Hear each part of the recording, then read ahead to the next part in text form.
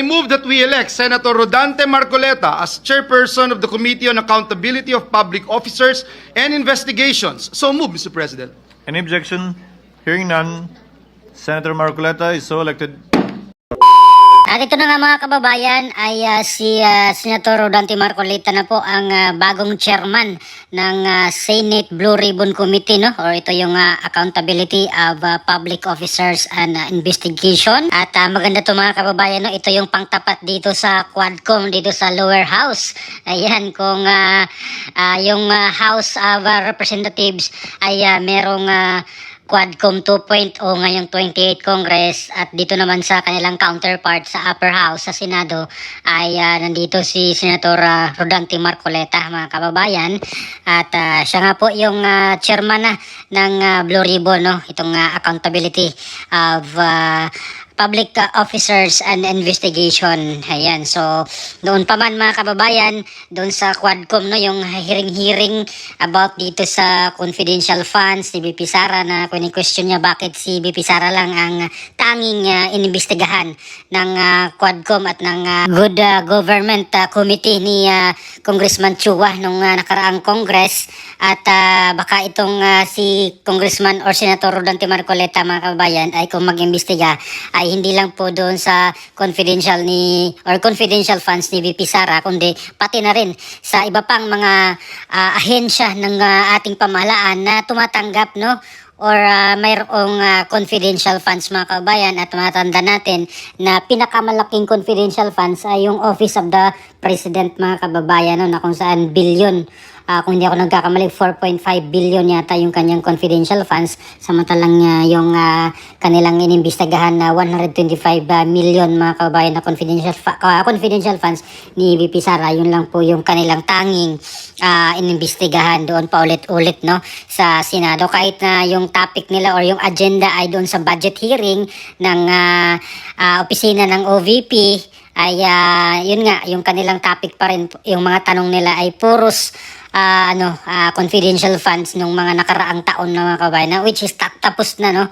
At matandaan natin na meron nga pong report na inilabas ng COA mga kabayan, no. Meron po silang unmodified report dito po sa OVP ng mga kabayan na sinasabing maayos ang paggasta, no, ng mga budget ng pera ng Office of the Vice President for the 3 consecutive years mga kabayan, although parang kinontra naman ito ng Office of the Malacanang mga kabayan at ang iba pang grupo, no, na hindi daw ibig sabihin ng unmodified ay malinis na. Ayan, so yun po yung kanilang argumento mga kabayan, no, base doon sa mga sinabi ni Yusek Claire Castro doon sa ilang mga press con nila doon sa Malacanang mga kababayan. At samantalang narito naman ang ibang mga chairmanship mga kababayan, no, ng committees natin dito sa Senado. So yung Committee on Accounts nakuha po ni Senator Alan Peter Cayetano. So siya po yung chairman ng Committee on Accounts. Committee on Agriculture nakuha ni Senator Kiko Pangilinan. Committee on Basic Education nakuha naman ni Senator Bam Aquino. At sa Committee on Constitutional Amendments and the Revision of Codes, si Senator Robin Padilla pa rin mga kababayan, no, ang chairman. Committee on Cooperatives si Senator Amy Marcos. Committee on Cultural Communities and Muslim Affairs si Senator Robin Padilla. Committee on Energy mga kababayan si Senator Pia Cayetano. Committee on Environment si Senator Camille Villar. Ayan, so parang pinalitan niya ang kanyang mother lang mga kabayan, no? Kasi matandaan natin si dating Senator Cynthia Villar ang naging chairman nung nakaraang Congress dito sa Committee on Environment, pati na rin doon sa Agriculture, no? Committee on Finance si Senator Win Gatchalian, siya yung chairman. Committee on Foreign Relations si Senator Amy Marcos pa rin mga kabayan, no? So hindi siya napalitan, no? Nung nakarang Congress siya po yung chairman dito sa Foreign Affairs or Foreign Relations, at nagsagawa pa nga po siya ng committee hearing mga kabayan, no? Dito sa kanyang committee about doon sa pagdakip nila kay Pangulong Duterte at sa pilitang binitbit papunta doon sa Dahig, Netherlands mga kababayan. Committee on Games and Amusement si Senator Erwin Tulfo mga kababayan ang chairman ngayong 28th Congress. Committee on Health si Senator Bongo, so hindi pa rin po napalitan, no? Siya pa rin ang chairman ng Health. Higher Technical and Vocational Education, Senator Alan Peter Cayetano. Ayan, si Senator Cayetano, yung sa Higher Education, Technical and Vocational Education. Labor on Employment, mga kabayan, or Labor and Employment, si Senator Amy Marcos ang chairman. Committee on Justice, si Senator Alan Peter Cayetano. So, siya yung may hawak sa Justice Committee. Si Senator Alan Peter Cayetano naman ay isang abogado. Kaya, kayang-kaya niya yan, mga kabayan, committee na yan. Committee on Local Government, si Senator G.V. Ejercito. Migrant Workers Committee, si Senator Raffy Tulfo. Ayan, parang siya pa rin ata yung nakaraang Congress, no? Dito sa Migrant Workers, sa mga OFW, si Senator Raffy Tulfo. National Defense Committee, si Senator Jinggoy Estrada, mga kababayan. Last year, last Congress, parang siya pa rin ata ang may hawak nito, no? At hanggang ngayon. Public Information and Mass Media Committee, si Senator Robin Padilla, mga kababayan, na may hawak. Siya yung chairman. Public Order and Dangerous Drugs, si Senator Bato de la Rosa, at parang hindi pa rin siya napalitan, no? Last Congress siya yung chairman dito sa Public Order and Dangerous Drugs. Public Services, mga kababayan, si Senator Raffy Tulfo. Ayan, so dalawa ng committee niya hawak, no? Public Works, si Senator Mark Villar. Social Justice and Rural Development, si Senator Erwin Tulfo. Ayan, dalawa na po yung kanyang chairmanship, dalawang committee. Sports, Committee on Sports, si Senator Bongo. Ayan, last Congress siya pa rin dito, mga kababayan. So, multiple committees yung kanyang hawak, no, dito.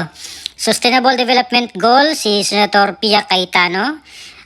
Tourism Committee, si Senator G.V. Ejercito. Trade, Commerce, and Entrepreneurship, ayan, si Senator Rodante Marcoleta ang chairman, mga kababayan. So, dalawa na yung kanyang committee na hawak, no? Science and Technology, Senator Alan Peter Cayetano. Pangatlo na yata to, pangatlong committee na Senator Alan Cayetano.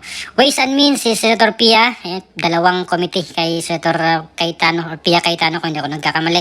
Committee on Youth, or Youth Committee, si Senator Bongo. Ayan, same lang nung nakaraang Congress na si Senator Bongo pa rin yung chairman ng Youth. Samantala, yung mga minority black, mga kababayan dito sa Senado, sa pangalan nila Tito Soto, Senator Tito Soto, Senator Miguel Zubiri, Senator Loren Legarda, Senator Ping Lacson, at ni Senator Risa Hontiveros, no, sila yung minority black. At yan, wala po silang chairmanship no, na committee kasi nasa minority black po sila.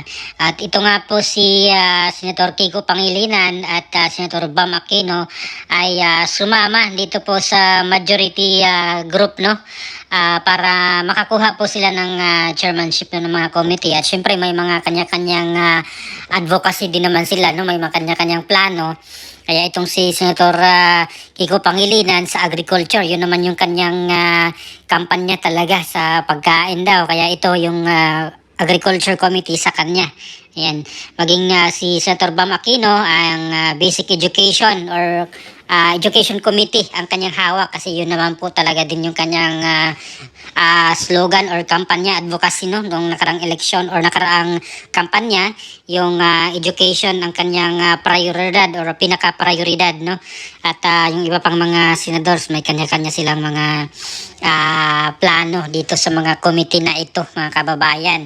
At finally, itong mga kababayan, no, pinaka pangtapat doon sa lower house, yung Blue Ribbon Committee, no, pagdating sa mga investigasyon ng mga corruption ng mga public officials dito sa Senado ay pangunahan ni Senator Rodante Marcoleta, mga kababayan.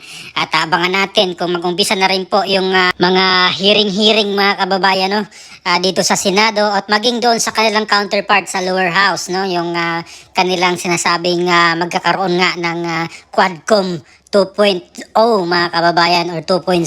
Kaya talagang may aabangan tayo dito, mga kababayan, kung magsisimula na itong mga hearing, no, dito sa Senado at maging doon sa lower house sa Quadcom, no, kung meron silang mga iimbestigahang mga alleged na mga kurakot, no, ng mga public officials. So ano pong opinion niyo, mga kababayan, dito po sa pagtalaga kay Senator Rodante Marcoleta sa kaniyang pagiging chairman ng Blue Ribbon Committee or Committee on Accountability of Public Officers and Investigations. Ayan. So please comment down below. Maraming salamat. God bless po sa ating lahat.